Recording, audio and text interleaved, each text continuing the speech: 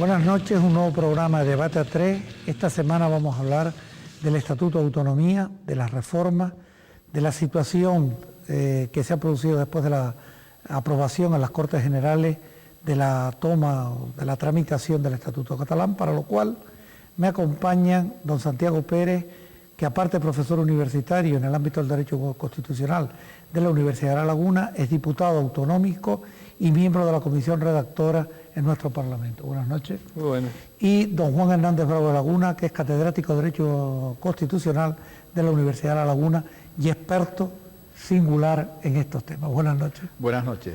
Y la primera pregunta que yo le quería hacer a ustedes es una pregunta que creo que es obvia, consecuencia de los medios de comunicación, de esa toma en consideración del proyecto de ley respecto al Estatuto catalán o al Estatut. ¿Cómo lo ven ustedes? ¿Es tan peligroso para que el público nos entienda en general o algunos han intentado romper los sayales de manera innecesaria? ¿Quién quiere empezar de los dos? Bueno, para empezar, yo diría que hay una cosa que yo creo que choca, y le choca a la ciudadanía y me choca a mí personalmente, y es que hay unos diputados del Partido Socialista votan que sí en el Parlamento de Cataluña para la propuesta de reforma del Estatuto, que como sabemos sale aprobada por una amplia mayoría. Solamente los 15 diputados del Partido Popular votan en contra. Sin embargo, lo chocante está que luego esa propuesta de reforma que ha sido votada por el Partido Socialista en Barcelona viene a Madrid. El Partido Socialista le encarga a 4 expertos en Derecho Constitucional un dictamen. Ese dictamen, como no podía ser menos, pues señala una serie de cuestiones que son claramente inconstitucionales en esta propuesta de reforma. La Ejecutiva Federal del partido la acepta por unanimidad ese dictamen, acepta esa inconstitucionalidad. Y sin embargo, luego en las Cortes Generales aprueban, votan a favor de la toma en consideración, pero anunciando que van a hacer enmiendas. Hay una contradicción. El Partido Socialista ha votado en Barcelona un texto que va a enmendar en Madrid. Yo creo que por lo menos yo no lo entiendo muy bien y la ciudadanía pues creo yo que tampoco lo termina de entender. De todas formas, yo pienso que la postura del Partido Popular es una postura que, al menos desde el punto de vista político, es una postura equivocada, en el sentido de que tengo entendido que no van a presentar enmiendas al articulado. No sé exactamente si va a ser así, pero tengo entendido que no van a presentar enmiendas al articulado. Yo creo que eso es excluirse del juego político, eso es excluirse de un proceso muy importante, que es un proceso en el cual se va a reformar un estatuto que además, no lo olvidemos, va a servir un poco de ejemplo para luego el estatuto vasco. Ya los vascos han dicho, hombre, ¿por qué el plan Ibarretxe no y el estatuto de autonomía sí? Eso tiene una respuesta política. La respuesta está clara, porque el Partido Socialista necesita los votos nacionalistas en Barcelona y no gobiernan el País Vasco. Políticamente es así. Por eso el estatuto de Cataluña sí y el plan Ibarretxe no. De todas formas, repito, señalando, así para empezar, la contradicción en que desde mi punto de vista ha caído el Partido Socialista de aprobar en Barcelona lo que luego va a reparar o va a enmendar en Madrid. Sin embargo, creo que también el Partido Popular se equivoca, se está excluyendo del juego político, no va a entrar a reformar un texto que evidentemente tiene muchos aspectos inconstitucionales, pero que precisamente sería muy importante la aportación del Partido Popular para corregir este texto y reconducirlo digamos, al mundo constitucional o al ámbito constitucional. Finalmente, también estaría la cuestión de la postura del PP o del Partido Popular de intentar o de pedir o de solicitar que este texto se tramitara no como reforma estatutaria, sino como reforma de la Constitución. Yo creo que esta postura tiene más fundamento de la que parece, porque el texto es claramente inconstitucional y el texto, si se aprueba tal como está, pues evidentemente conculcaría aspectos importantes de la Constitución o sería una reforma encubierta o subrepticia de la Constitución.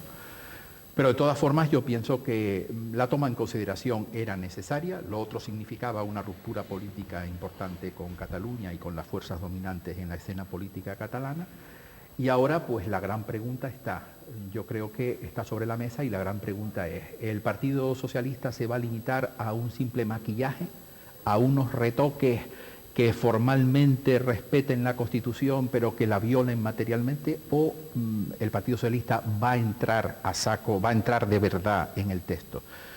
Pero no sé la postura de Santiago al respecto, pero si el Partido Socialista entra de verdad en el texto, llegará un momento en que va a colisionar con sus socios de Cataluña, que ya han anunciado que no van a permitir reformas sustanciales de la propuesta. Y tal como está la propuesta, para adecuarla a la Constitución, yo entiendo que necesita reformas sustanciales o enmiendas sustanciales. Ahí yo creo que están los temas planteados. Santiago. Vamos a ver, yo no estoy de acuerdo con la valoración que hace Juan Hernández Bravo de Laguna, porque la veo como muy estática, ¿no? Es decir, el Partido Socialista ha votado una propuesta de ley en Cataluña y ahora va a enmendar esa propuesta de ley en el Congreso de los Diputados. Porque el Partido Socialista es un partido de una antigua tradición federal y el Estado de las Autonomías es un Estado en el que el poder legislativo está distribuido. Y cuando llega el momento de emprender la reforma de un Estatuto de Autonomía, los parlamentos autonómicos hacen una propuesta y luego las Cortes Generales, que ostentan la representación de todo el pueblo español, participa decisivamente en todo el trámite legislativo. Yo creo que ha llegado la hora de la política democrática con mayúscula, ¿no? Por otro lado, cuando en Cataluña se elabora una proposición de ley, los que la elaboran no están pensando a priori en violentar la Constitución. Ellos han dispuesto de sus asesoramientos, han elaborado una argumentación y una propuesta técnico-jurídica poco alambicada, ciertamente, bajo los auspicios de un instituto de derecho público prestigioso, que es el Instituto Catalán de Derechos o de Estudios Autonómicos, y pretenden que esa propuesta da respuesta a exigencias de Cataluña como comunidad y que se sitúa dentro del marco constitucional. Mi impresión es que esa proposición de ley orilla la Constitución, forcejea con la Constitución y que le corresponde al Congreso de los Diputados, acomodarla a la Constitución. Si se aprobara tal cual, ¿entrañaría una reforma constitucional encubierta? Yo creo que en primer lugar no se va a aprobar tal cual. Si se aprobara tal cual, el ordenamiento jurídico constitucional tiene herramientas para señalar esos motivos de inconstitucionalidad, si se produjeran, esa especie de vulneración de la Constitución o reforma de la Constitución encubierta, y el Tribunal Constitucional tendría que pronunciarse. Nuestro ordenamiento jurídico tiene los mecanismos de garantía suficientes para evitar, en su caso, una reforma encubierta de la Constitución. Y por lo tanto yo creo que ha llegado la hora de la política. Es verdad que los diputados catalanes que han aprobado esta proposición dicen que la van a defender en todos sus aspectos sustanciales, pero en fin, estas son las cosas que forman parte del juego político. Yo estoy convencido que en las Cortes Generales habrá un gran esfuerzo de diálogo y fruto de ese esfuerzo el estatuto que pueda aprobarse estará dentro de las pautas constitucionales. No hay que olvidar, en todo caso, que el Partido Socialista, en el panorama político actual, seguramente es el partido con más pedigrí y con más tradición constitucionalista. A los socialistas nos resulta un poco difícil recibir lecciones de congruencia constitucional, en fin, de partidos que tienen la historia que tienen. Quiero decir, cada uno individualmente y los partidos políticos que existen son al mismo tiempo dueños y esclavos de su propia trayectoria, ¿no? Esta es mi impresión. Yo creo que no es el momento para...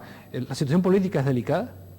Nuestro Estado es un Estado complicado. Todo Estado de inspiración federal como el nuestro lo es.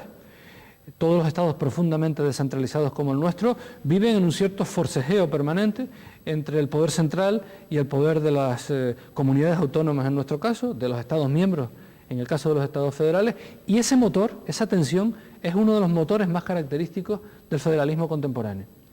Vamos a ver cómo se desenvuelven las cosas. A mí me da la impresión de que el Partido Popular se ha colocado en una posición maximalista. A mí me resultaba sorprendente que el otro día el señor Rajoy dijera: la proposición de ley aprobada por el Parlamento de Cataluña es inconstitucional en su espíritu y en su letra, y no hacen falta más argumentos. No, sí hacen falta más argumentos. Hablar de inconstitucionalidad, formular un juicio de inconstitucionalidad debe ser algo muy razonado, muy argumentado. Yo tengo la impresión de que en aspectos como el de la financiación autonómica, de que en aspectos como lo que llaman el blindaje competencial, en aspectos como las competencias que la Generalitat pretende sobre el régimen jurídico de las entidades locales en Cataluña, hay aspectos difícilmente encajables en el marco constitucional. Pero en fin, este es un tema que habrá que discutirlo. Y yo creo que habrá que discutirlo sin grandes discursos épicos, ¿no? Nuestro país, los españoles y los hispanos en general, somos muy propensos a hacer grandes discursos declamatorios y, lo que es peor, enfrentarnos entre nosotros a partir de discursos declamatorios, ¿no? De discursos altisonantes. Vamos a discutir este asunto. Yo creo que ha llegado la hora de la política y efectivamente el Partido Popular corre el riesgo, por su obsesión de cargarse al gobierno socialista, al que considera fruto de unas elecciones a las que no les ha reconocido nunca el Partido Popular legitimidad, corre el riesgo, insisto, al aprovechar este asunto para intentar cargarse al gobierno socialista, de quedarse fuera del juego democrático real, ¿no? De la política real tal y como se va a desenvolver en nuestro país en los próximos tiempos, ¿no? Sí, eso es evidente, eso está claro, lo decía yo antes, que me parece un error del Partido Popular colocarse al margen. Es que el problema está además que en España, claro, el mapa político del conjunto de España, por llamarlo así, es muy diferente del mapa político catalán y del mapa político vasco. Es que, por ejemplo, el otro día la vicepresidenta primera del gobierno decía, hombre, es que el Partido Popular se está quedando solo frente a la inmensa mayoría de los españoles. Eso no es cierto. El Partido Popular tiene detrás 10 millones largos de votos. Por lo tanto, en fin, se puede entender que la vicepresidenta diga esto como un argumento político, pero no es verdad ni es serio decirlo. El Partido Popular tiene detrás 10 millones de votos. Lo que pasa es que, claro, esos 10 millones de votos los obtiene en determinadas comunidades autónomas. En Barcelona, pues tiene 15 diputados de 135 y en el País Vasco, pues está en minoría. Claro, eso produce una distorsión de la representación y un cierto choque entre la representatividad que tiene el Parlamento de Cataluña y la representatividad que tienen las Cortes Generales. Claro, porque además nuestra Constitución establece que en definitiva la ley orgánica, que es un estatuto de autonomía, es pues una conciliación de voluntades entre la voluntad autonómica por una parte, efectivamente, y ahí además, como siempre decimos, están pues los elementos federales o de FEDUS o de pacto que tiene nuestro modelo. Ahí tiene que haber una conjunción de voluntades entre el Parlamento de Cataluña y las Cortes Generales. Eso es evidente y ahí el Partido Popular, claro, tiene una representatividad nacional que no se corresponde con la representatividad que tiene en Cataluña y que tiene en el País Vasco. Que es inconstitucional, evidente, porque que el proyecto que viene de Barcelona es inconstitucional, repito, la propia Ejecutiva Federal del PSOE aprobó por unanimidad un dictamen de expertos constitucionalistas que establecen muy claramente los puntos en que son, incluso desde mi punto de vista, pues es un dictamen, en fin, que incluso intenta edulcorar algunas cosas, pero lo cierto es que no puede evitar reconocer la inconstitucionalidad. Pero a mí me gustaría señalar, al hilo de lo que decía Santiago, de que evidentemente los hispanos somos muy dados a los grandes enfrentamientos ideológicos, místicos, diría yo, ¿no? Bueno, pero no podemos olvidar que el tema catalán, la cuestión catalana que se decía a principios del siglo XX en nuestra política, la cuestión catalana y la cuestión vasca no son de ahora, son de siempre.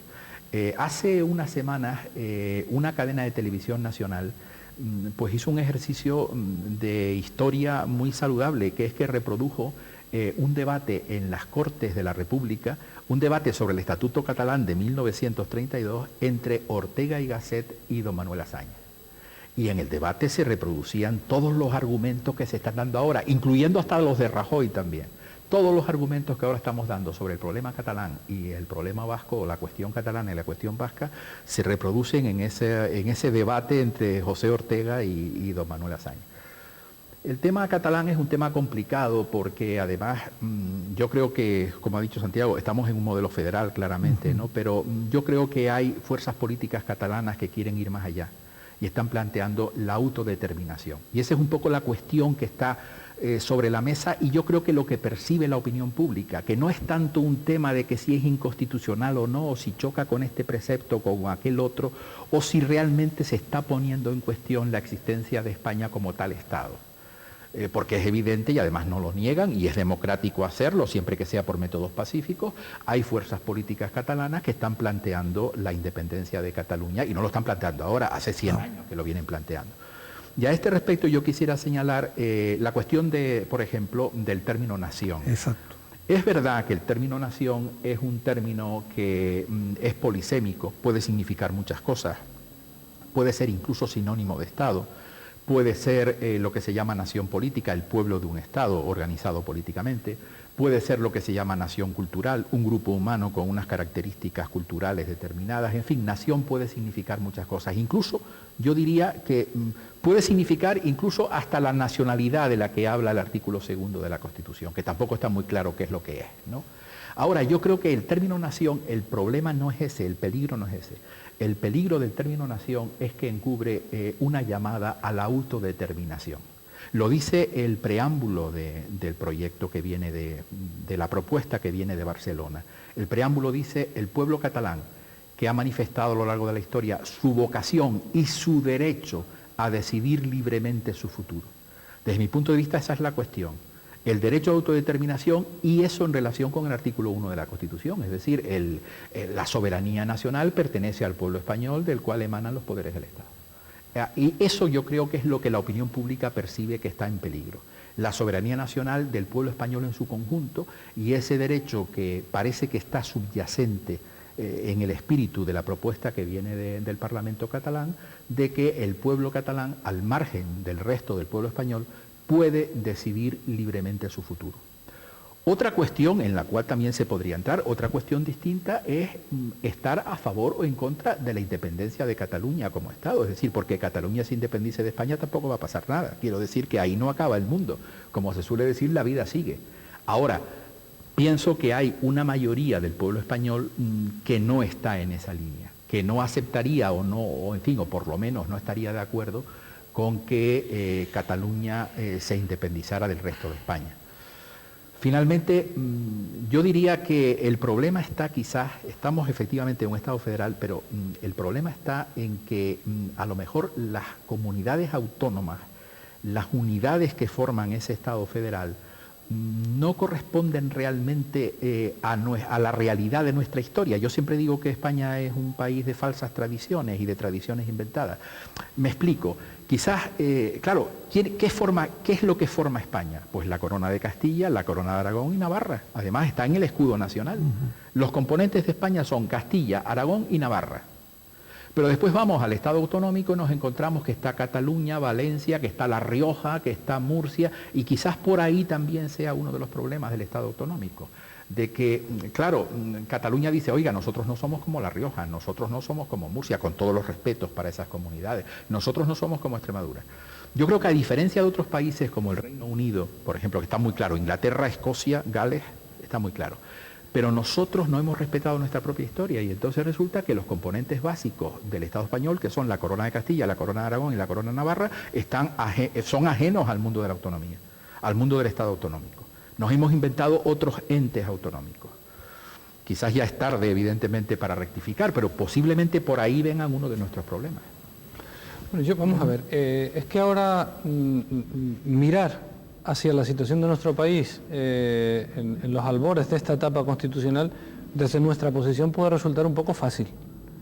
Es evidente que cuando se redactó la Constitución española, el problema territorial, por así decirlo, las cuestiones territoriales que se pretendían resolver, sobre todo se centraban en la cuestión catalana y la cuestión vasca.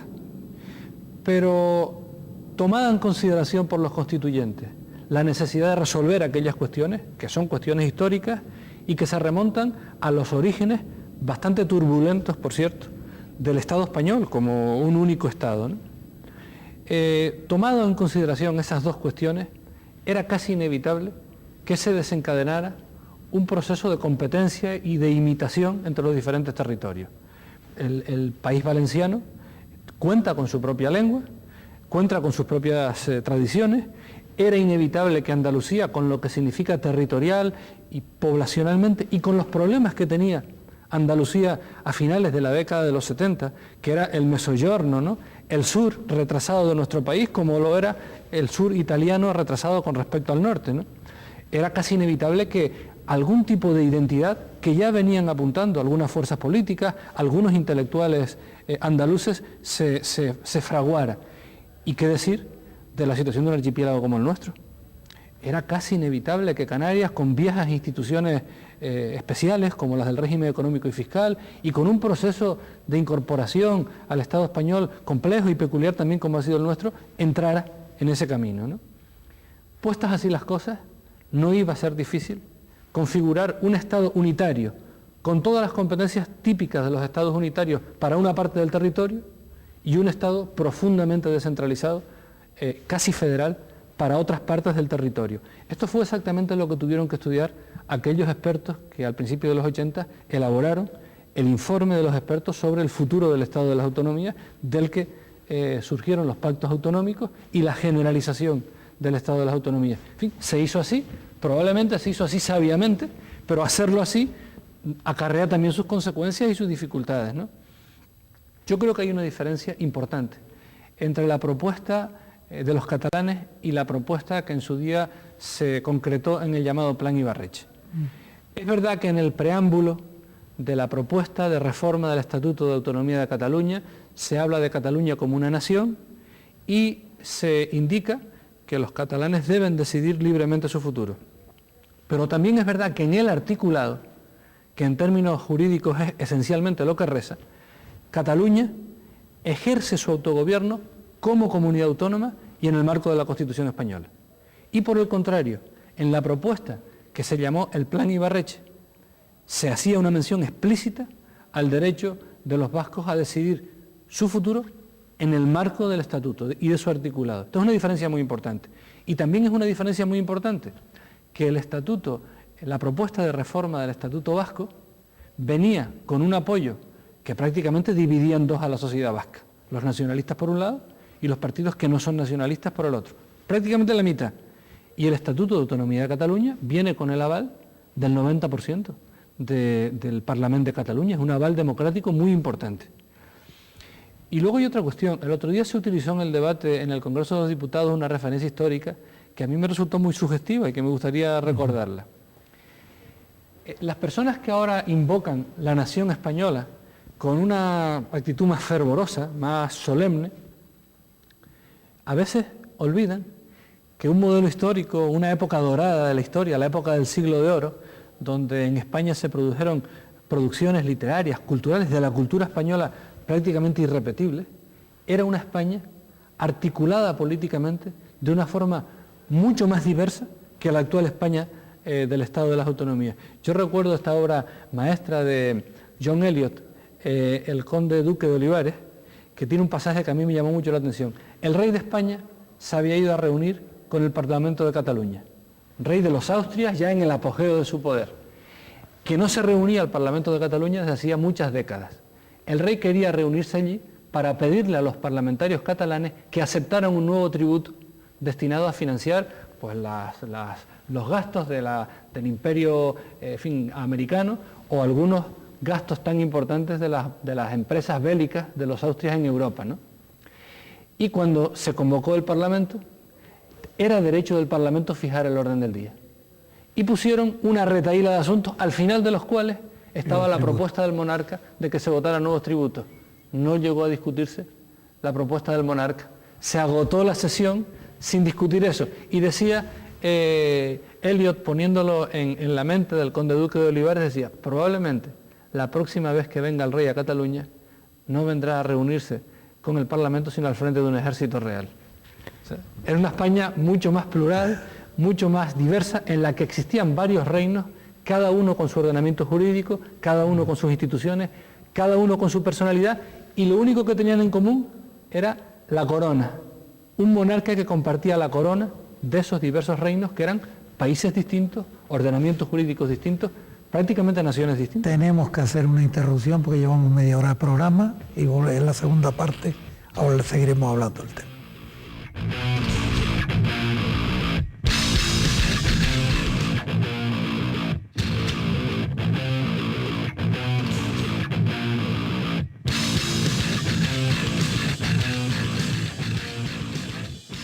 Bien, estamos en Debate a 3, estamos en la segunda parte, estamos hoy esta noche hablando del Estatuto Catalán y me acompañan don Santiago Pérez y don Juan Hernández Bravo de Laguna.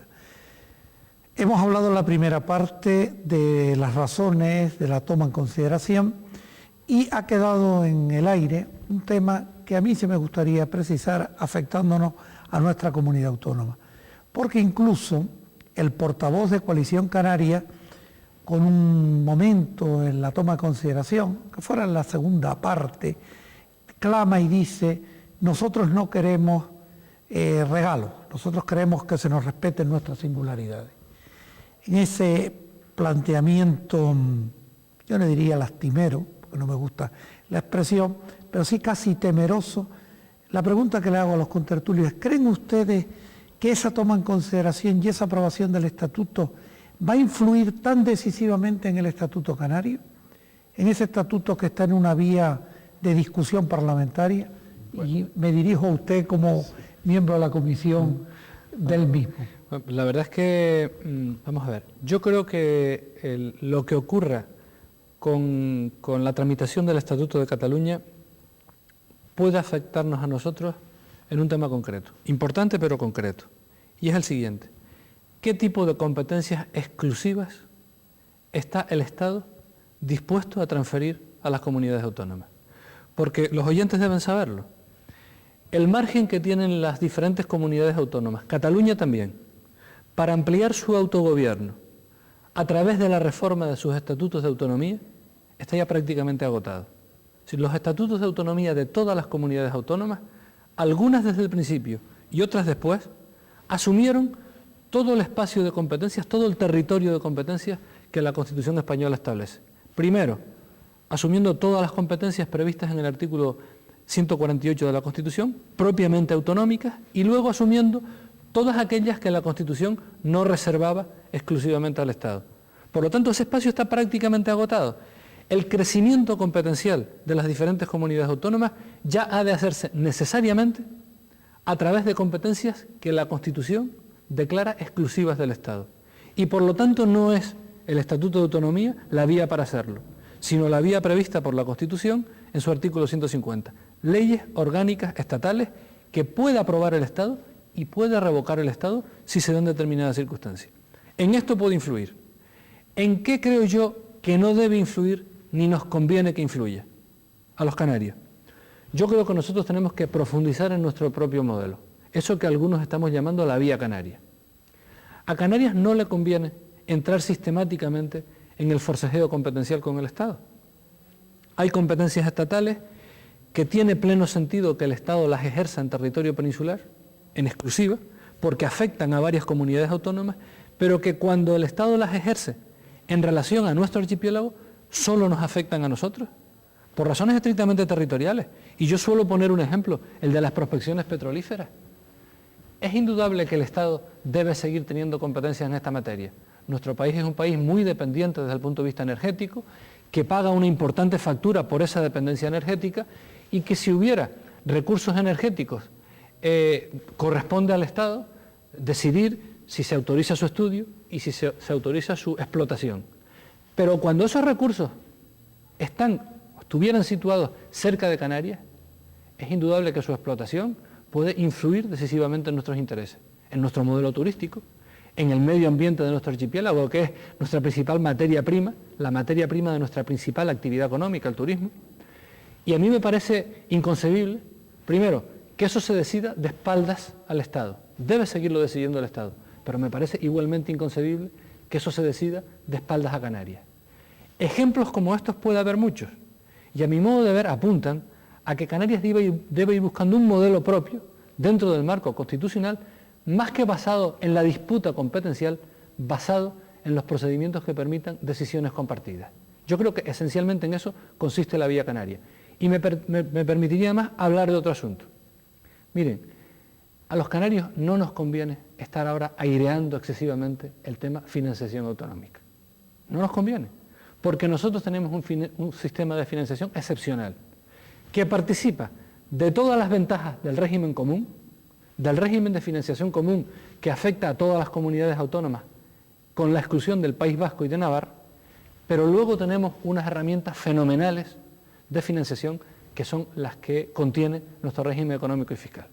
Yo creo que a los canarios nos interesa en este asunto ser un poco zorros, ir a lo nuestro, no airear excesivamente en qué consiste nuestro sistema de financiación, no meternos en esa polémica, porque como nuestro sistema de financiación sea realmente conocido por las demás comunidades autónomas, se le van a poner los ojos así.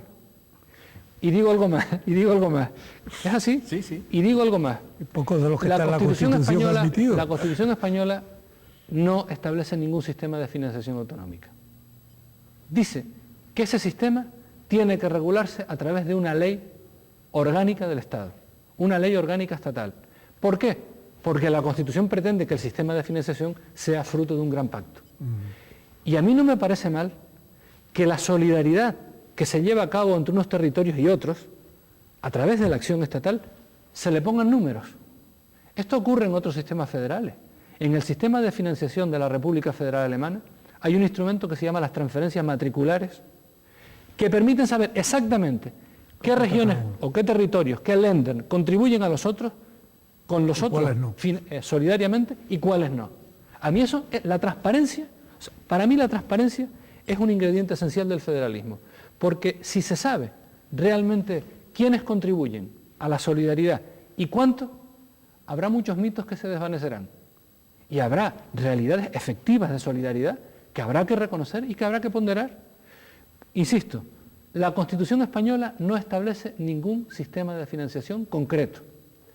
Sí le otorga al Estado determinadas responsabilidades para cuyo ejercicio el Estado necesita tener recursos financieros suficientes, porque si no, la solidaridad, la corrección de los desequilibrios territoriales, todo esto que es una labor esencial del Estado, se quedará convertido en papel mojado. Ahora, yo creo que en materia de financiación, la transparencia es un ingrediente esencial. Seguramente se terminarán muchos victimismos y se terminarán muchos faroles, cuando sepamos exactamente, y hoy eso es perfectamente medible, cuánto contribuye cada autonomía a la solidaridad, digamos, entre todos los españoles. Yo creo que nunca la transparencia daña, siempre la transparencia ayuda al debate democrático, ¿no? Sí, yo estoy básicamente de acuerdo, aunque mi perspectiva es diferente, porque, claro, la perspectiva de Santiago es la perspectiva de un miembro de un partido político, sí, y además de un miembro destacado del Parlamento y de la ponencia de reforma del Estatuto, mientras que la mía es una postura exterior a los partidos y exterior a las instituciones, la postura de un mero estudioso o interesado en la cuestión. Bueno, tampoco tan mero. Bueno, gracias. Yo creo que Santiago ha planteado unos temas muy importantes. Por ejemplo, el sistema de financiación de la República Federal Alemana. Lo que pasa es que efectivamente la Constitución española no trae ningún sistema de financiación, y yo diría que lamentablemente, porque por ejemplo en España yo creo que muchas voces demandan un sistema como el que existe en la República Federal de perecuación horizontal, es decir, que los Länder, los territorios alemanes, los Estados miembros de Alemania, que ingresan unas cantidades fiscales superiores a la media, contribuyen de manera horizontal con aquellos Länder que ingresan de unas cantidades fiscales inferiores a la media. De tal manera que esa solidaridad, ellos la llaman Bundestroja, la lealtad federal. Esa solidaridad o lealtad federal tiene un componente fiscal y financiero muy importante, y eso quizás se nota en falta en España, ¿no? De todas maneras, yo estoy de acuerdo con Santiago que cuando se sepan las cantidades exactas con que cada uno contribuye o los déficits exactos de cada uno, pues se acabarán muchos victimismos y se acabarán también muchos faroles, como ha dicho, efectivamente, como ha dicho Santiago. Efectivamente, de tal manera que el sistema de financiación es un sistema importante. Y yo diría que efectivamente de que el que no esté en la Constitución española es un déficit de la Constitución española, pero es así, no está y se remite o se reenvía a una ley orgánica. En cuanto al Estatuto de Canarias, yo estoy de acuerdo que ya, claro, casi todas las competencias posibles e imaginables están en los estatutos de autonomía por las reformas de los años 90. De hecho, hay competencias en el Estatuto de Canarias, como la Policía Autonómica, etcétera, que todavía no se han puesto en marcha y están en veremos, de tal manera que hay competencias que ni siquiera todavía se han implementado realmente. Estoy de acuerdo que Canarias tiene que seguir su propia vía, no puede caer en mimetismos y en una lucha con el Estado, en un tira y afloja con el Estado. De todas maneras, yo, en los aspectos que podríamos llamar simbólicos, creo que Canarias debe de seguir la estela de Cataluña y el País Vasco. Es decir, Si el Estatuto de Cataluña va a decir finalmente que Cataluña es una entidad nacional o una nación, yo sería partidario de que el Estatuto de Canarias dijera lo mismo. Es decir, oiga, si Cataluña es una entidad nacional o una nación, ¿por qué Canarias no? Es decir, esa asimetría que a veces asumimos, diciendo, no, bueno, el tema de Cataluña y el País Vasco es distinto. Canarias tiene elementos en su lejanía, en su especificidad, etcétera, de diferenciación, igual que puede tenerlo Cataluña o puede tenerlo el País Vasco o puede tenerlo Galicia, de tal manera que yo en los aspectos simbólicos del Estatuto, en los aspectos, digamos, declarativos, yo sería partidario de no renunciar a nada y de que si Cataluña es una entidad nacional, Canarias, ¿por qué no va a hacerlo? Ahora, en los temas competenciales, efectivamente, tendríamos que ir a un modelo propio porque, como acaba de decir muy bien Santiago, hay cuestiones que en la península tienen una dimensión y en Canarias, por meras cuestiones geográficas y de situación, tienen otra dimensión muy diferente y por lo tanto, pues en esa línea habría que seguir. Luego hay otros aspectos que no se plantean en Cataluña, curiosamente, y se plantean en Canarias. Por ejemplo, el tema tan importante de las aguas territoriales. Ajá. Todo el tema archipelágico que para nosotros es fundamental, la cercanía a Marruecos, la cercanía a la zona conflictiva del Sáhara, mientras que en Cataluña estos temas pues da lo mismo. Ellos lo plantean como organización territorial, las veguerías y todo esto, y las comarcas catalanas, etcétera. Pero claro, estos temas son temas que nos diferencian del resto de las comunidades autónomas y que evidentemente pues tienen que tener una acogida en el estatuto tal como corresponda. Yo creo que el tema de las aguas es un tema importante, creo que es una exigencia irrenunciable y que acabará cayendo como fruta madura. Me explico. Nosotros somos un archipiélago no solo es tierra firme, no solo es la tierra de las islas, sino es el agua que rodea esas islas. Para poder ejercer con una cierta consistencia algunas de nuestras competencias de autogobierno más importantes, por ejemplo las que tienen que ver con el medio ambiente, es necesario que nuestra acción política, la acción de las instituciones canarias, también afecte al medio marino.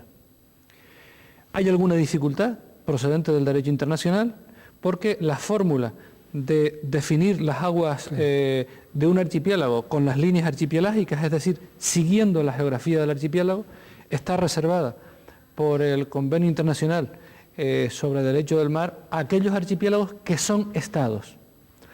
Ahora, dicho esto, también es verdad que se percibe en el propio derecho internacional una tendencia a una flexibilización creciente. Por ejemplo, hay convenios que proceden del convenio de Jamaica, del convenio de Montego Bay, sobre derecho internacional del mar, algunos convenios más recientes, como por ejemplo los convenios para prevenir o atacar la contaminación marítima, que ya vienen en los que ya se viene empleando una forma de delimitación de las llamadas zonas marítimas de especial sensibilidad, que en los archipiélagos es prácticamente coincidente con la de las líneas archipelágicas. Diría incluso aún más, porque las líneas archipelágicas se ciñen a la geografía del archipiélago y estas nuevas formas de delimitación abarcan incluso 12 millas más, un perímetro ya típicamente marítimo externo al archipiélago. Yo creo que este es un asunto que tiene que acabar cayendo como fruta madura y en el que todos los canarios debiéramos plantear una auténtica ofensiva. Algunos de diferentes partidos la venimos planteando desde hace mucho tiempo. Yo creo que este es un tema importante. A mí me gustaría también plantear otro asunto, que es el relativo a nuestro sistema electoral. Hay muchas personas que nos sentimos comprometidos claramente con la defensa de nuestro autogobierno, con la profundización en nuestro autogobierno, al modo canario, digamos, para dar respuesta, no por mera imitación a lo que hagan otras comunidades autónomas, sino para dar respuesta a nuestras propias necesidades y a nuestras propias ilusiones como pueblo, a nuestras propias expectativas como pueblo. Pero que al mismo tiempo estamos empeñados en mejorar la calidad del sistema político canario, la calidad de nuestro autogobierno. Y por eso venimos planteando desde hace mucho tiempo la necesidad de reformar en profundidad el sistema electoral al Parlamento de Canarias. Y fruto de ello, en los últimos días se ha dado a conocer un acuerdo mayoritario en la ponencia que está trabajando esto en el Parlamento de Canarias entre el Partido Socialista y el Partido Popular, para conseguir algo muy importante, la rebaja de las barreras electorales que se establecieron artificialmente en el 30% desde luego sin ningún elemento de comparación en el derecho constitucional, el derecho electoral comparado, y que no tienen ninguna exigencia, ninguna justificación democrática. O sea, para que en una isla las candidaturas que se presentan a las elecciones puedan ser tomadas en cuenta a la hora de distribuir los escaños que corresponden a esa isla, tengan que alcanzar el 30% de los votos válidos emitidos, a mi modo de ver, permítame la expresión, esto es una salvajada. Y además, muy poco compatible con los principios democráticos. Si nosotros en Canarias hemos llegado a la conclusión de que nuestro archipiélago está formado por islas y que el hecho insular debe ser una base esencial en nuestro autogobierno, dejemos que las islas se expresen genuinamente, que expresen toda su pluralidad, todas sus sensibilidades, y no cojamos el 30% de los votos válidos en una isla, casi el 30% de los votos, y lo tiremos a la basura. A mí me parece que esto mina, debilita las bases representativas del Parlamento de Canarias, porque una fuerza política que en una isla, como ocurrió en una ocasión en Lanzarote, tiene el 28% de los sufragios, si no obtiene escaños, va a seguir haciendo política, pero además la va a seguir haciendo a extramuros, es decir, fuera del Parlamento, y por lo tanto debilitando al Parlamento como el foro real, el foro representativo de todas las sensibilidades territoriales o ideológicas que el propio archipiélago canario contiene. Yo creo que este es un asunto esencial. Por eso los socialistas hemos dicho, y me permiten hablar ahora exclusivamente como socialistas, que estamos a favor de más autogobierno, pero inseparablemente unido a la exigencia de que haya mejor autogobierno, más calidad en nuestro sistema político. Y eso requería inexorablemente rebajar sustancialmente estas barreras electorales que, insisto, son antidemocráticas y no tienen ningún elemento de referencia en los sistemas electorales comparados, ¿no? No, y además estas barreras no solamente efectivamente no tienen ninguna referencia en sistemas electorales comparados, democráticos, sino que además tienen nombre y apellido. Recordemos que cuando se debatió en el Parlamento de Canarias la reforma de 1996, lo que fue para Madrid la propuesta del Parlamento de Canarias era el 25%, es decir, la barrera insular subía del 20 al 25% y la barrera regional subía del 3 al 5%.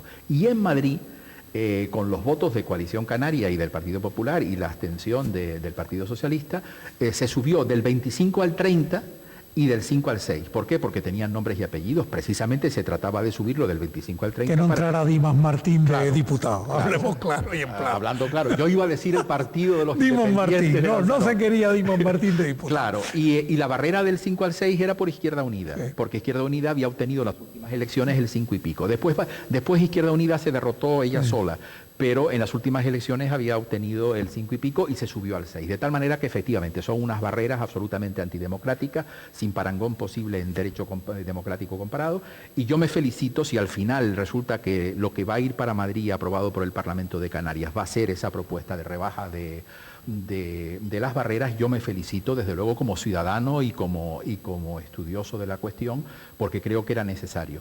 Y al mismo tiempo quiero introducir también un segundo elemento, que es la noticia que nos llega de que también el Partido Socialista y el Partido Popular han aprobado una elevación del número de diputados a 75 y que esos 15 diputados de más que tendrá el Parlamento de Canarias van a ser elegidos por una lista regional.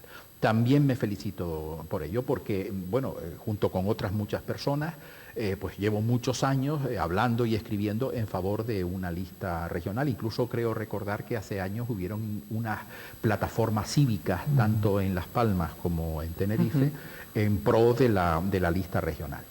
Yo, en unas declaraciones de hace unos días que he visto en otra cadena de televisión del presidente de Coalición Canaria, se decía que no a la lista regional porque en las demás comunidades autónomas no existía tal cosa y que era absurdo intentar introducir en Canarias una lista o un elemento electoral que no existe en el resto de las comunidades autónomas. Me choca esta afirmación de Coalición Canaria en el sentido de que, bueno, el discurso de Coalición Canaria, y yo pienso que de todas las fuerzas políticas, es que precisamente Canarias es singular. es que las especificidades canarias, estamos diciendo que es la única comunidad autónoma citada en la Constitución Europea. Estamos diciendo que nuestro REF, que Santiago antes comentaba, pues es específico y singular dentro del conjunto de España, etcétera. Y ahora el argumento para que no haya lista regional es que no hay en las demás comunidades, pero ¿en qué quedamos? ¿Somos específicos o no somos específicos? Yo creo que en Canarias es absolutamente necesaria una lista regional, y creo que es necesaria una lista regional porque el problema de Canarias es la articulación política, la vertebración política entre las islas. Y una lista regional, evidentemente respetando las listas insulares, pero una lista regional contribuiría a la vertebración política de las islas. Por ejemplo, evitaría el doble discurso político, porque claro, el diputado que se presenta en Tenerife, como no tiene que presentarse en Lanzarote, aquí puede decir lo que quiera, y su mismo partido en Lanzarote va a decir otra cosa. En un mitin político, en la campaña electoral, los discursos van a ser dobles o séptuples, porque claro, es decir, cada partido dice una cosa diferente según la isla de que le toque. La lista regional obliga precisamente a que el candidato de una lista regional tiene que hacer campaña en todas las islas, porque necesita los votos de todas las islas para salir. Y eso yo creo que es algo muy importante. También se decía por parte del representante de Coalición Canaria en esta entrevista a la que me refiero, que hombre, el problema de una lista regional es que, claro, van a contener unas personas, unos candidatos que van a ser votados en otras islas y que van a ser desconocidos para esas islas. Pero es que el sistema actual es mucho peor, porque el sistema actual de 7 islas insulares, cada una en compartimento estanco, al final llegan los diputados al Parlamento y ¿qué ocurre? Tenemos que investir a un presidente del gobierno. Y va a salir presidente del gobierno el cabeza de lista de una isla que en las otras islas no tiene por qué ser conocido. Decimos, don Adán Martín, por ejemplo, cabeza de lista de la isla de Tenerife. Bueno, será conocido o no será conocido, pero el argumento es el mismo. En Lanzarote o en Fuerteventura no tienen por qué conocerlo, y sin embargo el Parlamento de Canarias lo va a investir presidente del gobierno. Yo creo que es mucho mejor, incluso, aunque eso no se podría poner en el estatuto, pero en fin, llegar a una especie de covenant, como dicen los británicos, los ingleses, una especie de pacto estatutario, en el sentido de que el candidato de cada partido a la presidencia del gobierno fuera el cabeza de lista de la lista regional. Precisamente además porque para que llegara al Parlamento habiendo hecho campaña electoral en todas las islas y con los votos de todas las islas, no solamente de su isla. Yo creo que eso sería muy importante y que contribuiría de manera decisiva a la vertebración política y electoral de Canarias, ¿no? Mira, vamos a ver, yo no había hablado de la nueva circunscripción regional o de carácter general, porque quería poner especial énfasis en el objetivo democrático que persigue la rebaja de las barreras electorales. Para mí este es el tema esencial. Yo soy un decidido partidario, como ha manifestado Juan Hernández Bravo de Laguna, de crear esa circunscripción regional. La hemos defendido los socialistas desde siempre. Cuando se estaba discutiendo el Estatuto de Autonomía en el año 1982, Luis Fajardo defendió la creación de una circunscripción regional a la que se le asignaran 35 escaños. Cuando se produjo la reforma del Estatuto en el año 96, Jerónimo Saavedra en el Congreso y yo en el Senado defendimos la creación de la circunscripción regional. Yo creo que la circunscripción regional no va a producir efectos milagrosos. Las leyes no los producen, pero una ley sabia, y esta puede serlo, ayuda a encauzar adecuadamente la convivencia de un pueblo y sobre todo la sensación de que los canarios somos un único pueblo. El gobierno de Canarias en su publicidad institucional habla de Canarias tierra única. Efectivamente, Canarias es tierra única porque es una tierra singular, pero también es tierra única porque es una única tierra y los canarios un único pueblo. Y hay algunos que se han acostumbrado a utilizar el actual sistema para hacer trampas democráticas.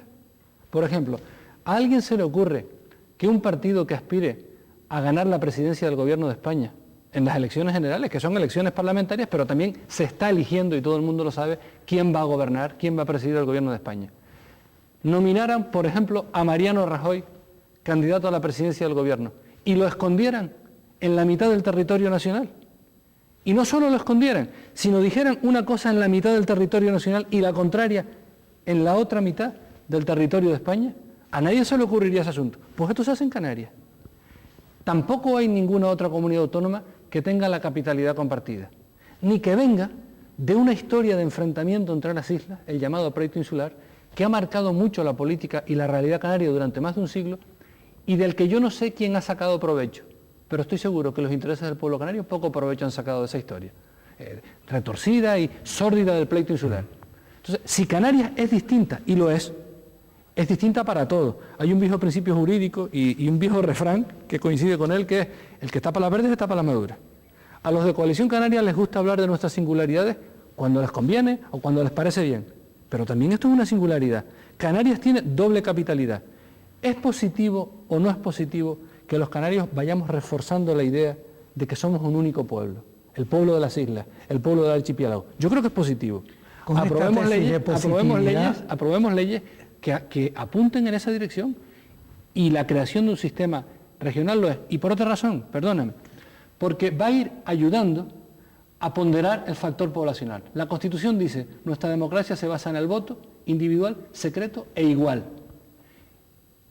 Crear una circunscripción regional contribuirá a que cada isla influya en la distribución de esos escaños en función de su población. Y yo creo que eso nos aproxima al mandato constitucional del voto igual. Las islas menos pobladas tienen elementos para su defensa en la circunscripción insular y en el conjunto de diputados que corresponde a cada circunscripción insular, y el conjunto de los canarios, en función de la población, podrán ir estableciendo el principio de la igualdad a través de esta circunscripción regional. Estamos fuera de tiempo, yo les agradezco porque el tema es apasionante. Intentemos que de verdad salga el estatuto, que salga una reforma, que se acabe la leyenda del zorro, a ver dónde estamos, esto que no te presento el candidato, Claro. que se acabe esa leyenda del zorro, y nos despedimos hasta las próximas semanas. Muchas gracias, Santiago. Muchas gracias, Juan. Gracias, Omar. Muchas gracias a ustedes, señores espectadores.